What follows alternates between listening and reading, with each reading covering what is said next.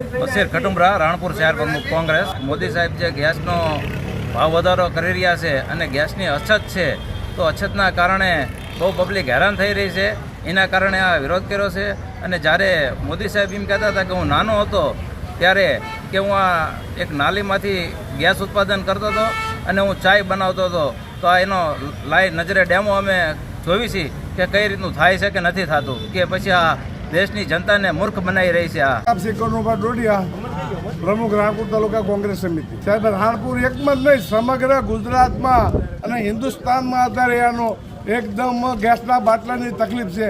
જ્યારે આ 350-400 રૂપિયાનો બાટલો કોંગ્રેસની સરકારમાં આપતા ત્યારે ઓલી સ્મૃતિ ઈરાની બાટલા ઉપર બેસીને નાટક કરતા હતા, અને અત્યારે આ દેશ આખો બાટલા ઉપર પીસાઈ રહ્યો છે. કાલે એક નફટ ભાજપનો આગેવાનો મને એમ કીધું કે તમે કહેતા હતા કે બાટલા બંધ કરો, અને હવે દેખાડો કરો છો. અરે કીધું અમે તને દારૂના બાટલા બંધ કરવાનું કીધું, તું ગેસના બાટલા નહીં.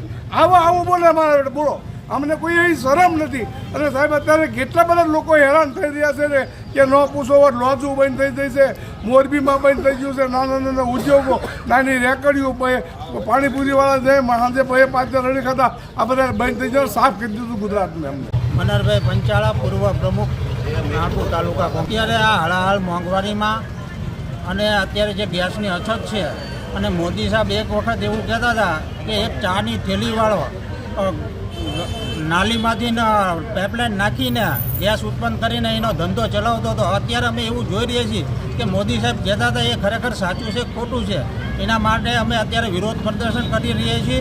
અને અત્યારે જે દેશમાં મોંઘવારી વધી જાય છે, નાના માણસોને જે અત્યારે જીવવું મુશ્કેલી પડી ગયું છે, એના માટે અત્યારે અમે લોકોનો અવાજ બનીને અત્યારે રોડ ઉપર વિરોધ કરી રહ્યા છીએ.